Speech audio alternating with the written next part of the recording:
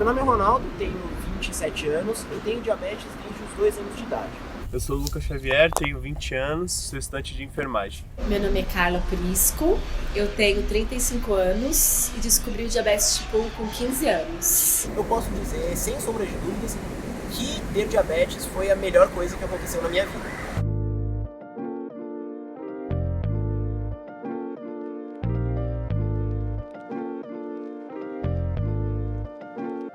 Diabetes é uma doença causada pela falta ou má absorção de insulina, hormônio que promove o aproveitamento da glicose como energia para o nosso corpo. Segundo a Organização Mundial da Saúde, 50% dos portadores não sabem que têm a doença, devido à falta de sintomas. No mundo, são cerca de 387 milhões de pessoas que vivem com diabetes, mas 179 milhões ainda não foram diagnosticadas. Nem por isso, os riscos e consequências do diabetes são menos sérios.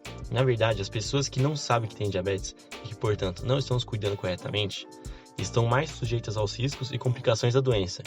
Como será a adaptação depois do diagnóstico? Será que é possível ter uma vida saudável mesmo com a diabetes? Existem projetos em nossa região em prol dos diabéticos? Vamos descobrir tudo isso agora.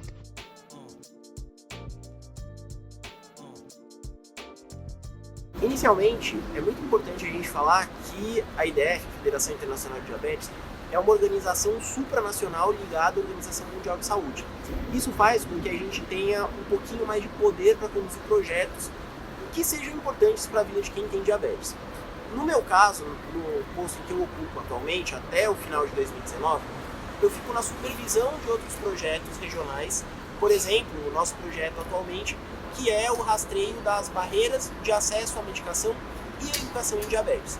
Além disso, eu forneço apoio e ajuda a todos os outros young leaders da região, entre eles o próprio Lucas Xavier, que vai assumir o cargo no final do ano, para todos os outros projetos que estejam sendo conduzidos nesse momento. O treinamento de Young Leaders eu conheci através da ADJ, que é uma das associações que indica os jovens líderes, os Young Leaders, né, para a IDF, e eu fui selecionado dentre alguns jovens que tinham sido indicados. Então, o treinamento eles têm o pré-requisito de currículo, de trabalhos em associações, iniciativas, projetos. Então eu fui selecionado junto com alguns outros jovens da América do Sul e da América Central. E o treinamento foi extremamente abrangente sobre o quesito de advocacy, que é como as pessoas trabalham para melhorar as questões de saúde no seu país, seus direitos, e ensinou muito também sobre como os jovens poderiam fazer a diferença no seu país, como poderiam mobilizar agentes, tanto públicos, ONGs, empresas privadas, para conseguirem ter um maior impacto sobre as suas ações educativas. Hoje a gente tem projetos que são individuais de cada país e tem projetos que abrangem toda a região. Mira, mi trabajo como Young Leader funciona, o sea, son dos proyectos los que yo tengo, o sea, que yo estoy trabajando. El primero es un proyecto que es más o menos un grupo de apoyo donde chicos de entre 13 y 18 años se reúnen una vez al mes o una vez cada 2 meses o una vez cada 3 meses, dependiendo de ellos, para reunirse a conversar. Y la segunda es de un proyecto de educación que se trata de hacer videos cortos de 1 o 2 minutos acerca de un tema específico y que estos sean subidos a las redes sociales, tanto YouTube, Facebook, Twitter e Instagram, y para que pueda llegar a la mayor cantidad de gente posible. E estas pessoas se eduquem e criem consciência acerca disso. A gente tem uma carência muito grande de educação em diabetes. Atualmente nós não temos na América Latina a figura do educador em diabetes. Sempre tem que ser um profissional de saúde que conheça um pouco mais de diabetes e por isso ele consegue falar mais do tema. Mas nós não temos uma pessoa formada especificamente em educação em diabetes. Outra barreira gigantesca que nós temos é o acesso às medicações e insumos necessários.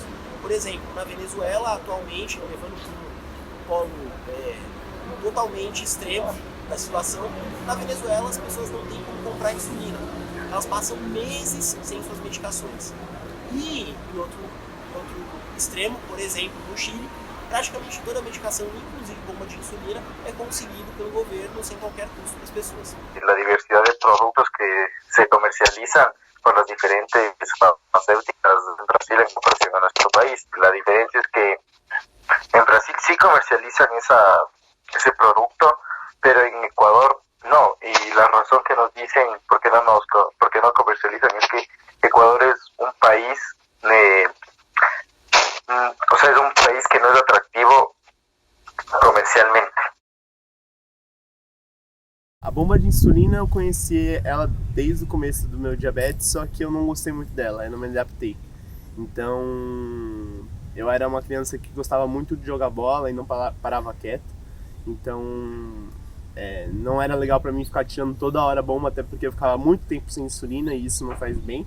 E eu percebi que qualquer hora eu ia perder ela, esqueci em algum lugar. Só que com o passar do tempo eu voltei a querer fazer o teste de novo com a bomba. Eu fiz o teste e gostei, porque já estava com a vida um pouco mais estável, comecei a estudar em lugares com mais frequência, meu horário estava mais com rotina, né, mas atividades físicas também, então não era algo esporádico, né, às vezes acontece sim, mas mesmo assim eu entendi que a bomba consegue auxiliar mesmo nisso. Então, por exemplo, já explicando a bomba de insulina, ela funciona de um tipo de ela envia a insulina basal durante todo o dia. Então isso varia de pessoa para pessoa, a quantidade de insulina. E a cada refeição que eu faço, ou qualquer atividade que vá subir minha glicemia, eu faço uma aplicação extra de insulina, que é a insulina bolus, que eles chamam. E por isso, para as atividades físicas, ela é muito mais benéfica do que algumas insulinas que são aplicáveis. Hoje, para mim, é mais vantajoso, não quer dizer que é o melhor tratamento, cada pessoa se adapta melhor com uma, mas hoje, para mim, a bomba de insulina, principalmente conciliada com o sensor, ela auxilia muito mais no meu gerenciamento, porque hoje eu estudo, eu trabalho. Toda vez que a gente fala de educação em diabetes, se você falar de palestra, de PowerPoint, vai ser uma coisa super chata. Todo mundo já teve aula de PowerPoint e sabe que eventualmente você acabou matando a aula ou dormindo.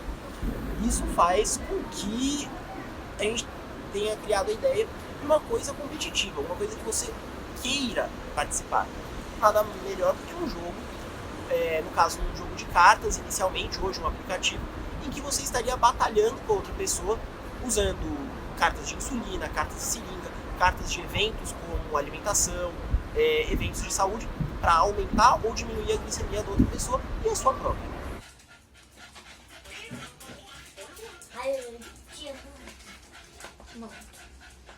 E eu me lembro até hoje que o ginecologista me disse: o dia que você pensar em engravidar, você tem que começar a ter uma glicemia perfeita 3 meses antes de começar a pensar em engravidar. Então, das minhas metas era me cuidar para ter um filho, para ter uma gestação tranquila, né? E eu me casei com 27 anos, com 30 anos nós resolvemos, né, engravidar. Eu fui a ginecologista, fui endocrinologista, fiz todos os exames necessários, entrei com o pedido do processo da bomba, entrei com o processo administrativo, né, lá no posto, e consegui em 2012, foi até que rápido, porque a gente sabe que as características de ter a bomba são crianças, idosos e gestantes, né? Então eu consegui a bomba e eu consegui manter minha hemoglobina glicada durante a gravidez em 5,6, que hoje é um valor considerado para quem não tem diabetes, né? Mas assim, eu media de hora em hora, eu comia tudo direitinho. O que eu não consegui foi manter com a corrida que eu já praticava, porque aos 3 primeiros meses, todas as pessoas, independente de ter diabetes ou não, os médicos pedem para evitar a atividade física, até porque a gente sabe que na gravidez é um corpo estranho, né? Então existe a possibilidade do corpo rejeitar o bebê, e com diabetes, né, mais ainda. Eu comecei a correr eu tinha acho que 17 anos. Então na época o Mark e o Alexei eram coordenadores desse grupo, e eu fui para dar apoio numa prova do Pão de Açúcar, que é uma maratona de revezamento. E aí quando eu cheguei lá, o Mark, que é esse meu amigo, me disse: Carlinha, você vai ter que correr, porque ontem à noite o Alexei quebrou a perna, ele ia correr 2 trechos, eu já vou correr 2, o grupo estava reduzido, ele ia ter que correr 2 vezes, e eu não consigo correr mais que 2, né? Mark, nunca corri na minha vida, sem nunca ter corrido na minha vida. Eu me lembro até hoje dos números que eu corri 5 km em 28 minutos. Então, dos 6 do grupo, eu fui a segunda que correu mais rápido. Mas eu corria, parava, respirava, corria, parava, recuperava. E ali foi onde eu falei, eu me apaixonei por isso, eu quero isso pro resto da minha vida. E aí, como eu coloquei a bomba, eu consegui correr maratona. Porque quando você sai para correr, você precisa ter carboidrato, porque o risco de ter hipoglicemia é muito grande, mas mesmo assim você precisa ter a insulina. Porque se você toma uma quantidade de carboidrato, você precisa ter insulina para não subir muito a glicemia. Então a gente tem que ficar fazendo essa conta o tempo todo. E com a caneta, eu tinha dificuldade de fazer isso. Eu não me sentia segura em carregar caneta, aparelho e carboidrato e tudo isso. Depois que eu coloquei a bomba, isso se tornou muito mais fácil para mim. Porque eu consigo reduzir a quantidade de basal, eu consigo tomar 1/10 da quantidade que eu tomo de insulina na caneta, na seringa. E tá aqui, né, sempre juntinha. Então foi onde eu consegui aumentar as distâncias e começar a correr maratona depois da gravidez, por conta da bomba, né. Já tive, sim, hipoglicemia. No início, quando eu comecei a correr, eu me lembro de uma prova que foi lá no Sambódromo. Nós chegamos, não conhecíamos o lugar, era uma prova de 7 quilômetros na época, era uma prova noturna, e meu marido deixou o carro muito longe, nós tivemos que correr até a chegada, eu acho que quase 1 quilômetro, a gente chegou atrasado, foi a maior confusão. Chegou lá atrasado, eu não medi glicemia e saí correndo, a sorte é que ele estava comigo. E aí no meio da prova eu comecei a sentir mal, foi assim, uma única vez, cheguei a vomitar, porque eu tava começando a correr e fiz um esforço muito grande, tomei um gel, minha glicemia eu não sentia melhor. Eu lembro que tinha uma ambulância na prova, parei, medir minha glicemia, tava 50, eu falei, eu acabei de tomar um gel, tomei mais um, demorou pra voltar e acabei abortando a prova, falei, não dá mais pra continuar, mas assim, foi uma vez.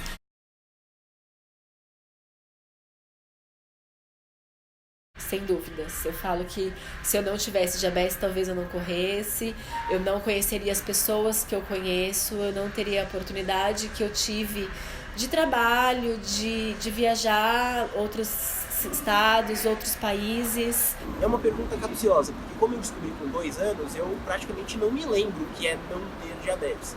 Eu não me acordo nenhum dia que não tenha diabetes. Mas se eu fizer uma comparação entre as pessoas que eu conheço sem diabetes, que levam um estilo de vida diferente, eu tenho sim um estilo de vida mais saudável. Pero lo que sí he podido hacer es comparar cómo es mi estilo de vida con las personas cercanas a amigos y familiares, y en sí tener diabetes sí me ha ayudado a tener un mejor estilo de vida. Eu pratico exercícios físicos, eu como direito, laboratorialmente eu não tenho nenhuma alteração de colesterol, de função renal.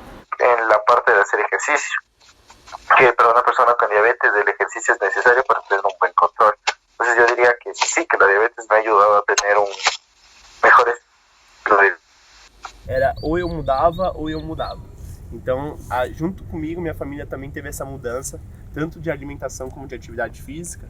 E eu vejo hoje isso como foi um benefício, como foi um despertar para essa melhoria na qualidade de vida. Então, a gente foi obrigado a ter melhores condições de vida. A oportunidade que eu tive de receber a ajuda de outras pessoas, de poder ajudar outras pessoas em grupos de jovens, em acampamentos. E a gente conseguiu começar a entender que a vida não se resume ao diabetes, e sim a toda uma complexidade que é a saúde. Então envolve desde da pressão arterial, da glicose, do colesterol.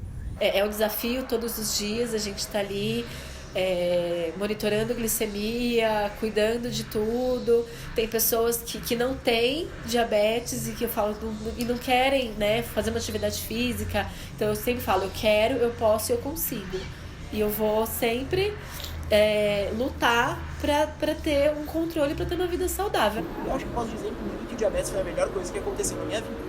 Eu tô voando tão alto que eles não conseguem me ver. Tô pagando o preço por sonhar fácil. Falar que tu sabe fazer, fazer tu parar de falar, eu faço. Questão de me calar pra aprender, fechando os olhos pra enxergar o que eu acho. Que as bocas não podem me dizer, só a rua pode ensinar.